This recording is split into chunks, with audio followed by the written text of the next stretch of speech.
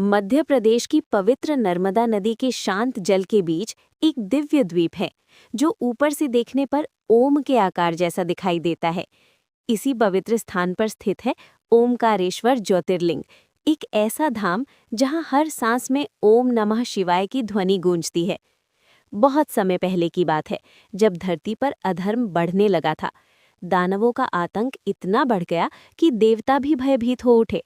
हर जगह अंधकार, भय और अन्याय फैल गया। तब सभी देवता एक साथ भगवान शिव की शरण में गए। देवताओं ने विनती की, हे महादेव, हमारी रक्षा कीजिए, हमें इस संकट से बचाइए। तभी अचानक आकाश में तेज प्रकाश हुआ, बिजली कड़कने लगी और एक दिव्य ज्योति प्रकट हुई। उस ज्योति से स्वयं भगवान शिव प्रकट हुए। उनका स्वर गूंजा, जब जब अधर्म बढ़ेगा मैं अवश्य आऊंगा। इतना कहकर शिवजी ने अपनी दिव्य शक्ति से दानवों का संहार कर दिया। युद्ध समाप्त हुआ और शांति लौट आई। लेकिन उस स्थान पर जहां शिव प्रकट हुए थे, एक अद्भुत ज्योति स्थिर हो गई। वही ज्योति आगे चलकर ज्योतिर्लिंग कहलाई। समय बीतता गया।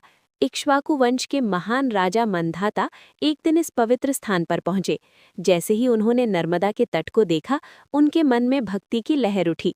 उन्होंने अपना राजपाट त्याग दिया और यहीं तपस्या करने का निश्चय किया। राजा मंधाता ने कठोर तप शुरू किया। दिन बीते, महीने बीते, साल बीत गए। कभी तेज धूप में बैठे रहे, कभी वर्षा में भीगते रहे, कभी ठंडी रातों में भी ध्यान नहीं छोड़ा। उनकी जुबान पर बस एक ही मंत्र था, ओम नमः शिवाय। उनकी अटूट भक्ति देखकर एक दिन फिर से धरती पर दिव्य प्रकाश फैला और भगवान शिव उनके सामने प्रकट हुए।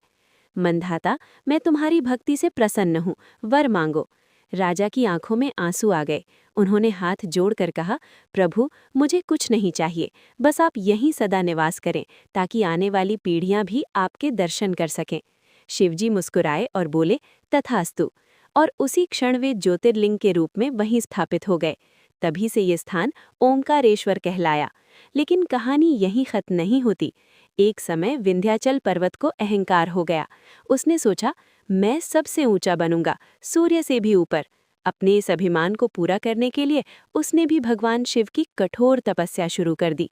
उसकी भक्ति से प्रसन्न होकर शिवजी प्रकट हुए और बोले, विंध्य, वर मांगो। विंध्य ने कहा, मुझे सबसे ऊंचा बना दीजिए। शिवजी ने उसे शक्ति तो दी, लेकिन साथ ही चेतावनी भी दी, अहंकार मत करना वरना पतन निश्चित है। और फिर से उसी पवित्र भूमि पर शिवजी ज्योतिर्लिंग के रूप में प्रकट हुए। कहा जाता है कि इस स्थान पर दो रूपों में शिव विराजमान हैं, एक ओंकारेश्वर और दूसरा ममलेश्वर। दोनों मिलकर ही इस ज्योतिर्लिंग को पूर्ण बनाते हैं। आज भी जब सूरज की पहली किरण नर्मदा के जल पर पड़ती है, तो ऐसा लगता है जैसे पूरा द्वीप ओम का उच्चारण कर रहा हो। मंदिर की घंटियों की आवाज़, नदी की लहरों की सरसराहट और भक्तों के मंत्र सब मिलकर एक अद्भुत शांति का अनुभव कराते हैं। लाखों श्रद्धालु यहाँ आते हैं, कोई अपनी मनोकामना लेकर, कोई अपने पापों से मुक्ति पाने के लिए और कोई सिर्फ उस दिव्य शांति को महसूस करने के लिए। कहा जाता है कि जो सच्चे मन से ओंकारेश्वर आता है, उसकी हर इच्छा पूरी होती है। और इसी विश्वास के साथ नर्मदा की लहरें आज भी धीरे धीरे बहती रहती हैं, मानो हर लहर कह रही हो, ओम नमः शिवाय।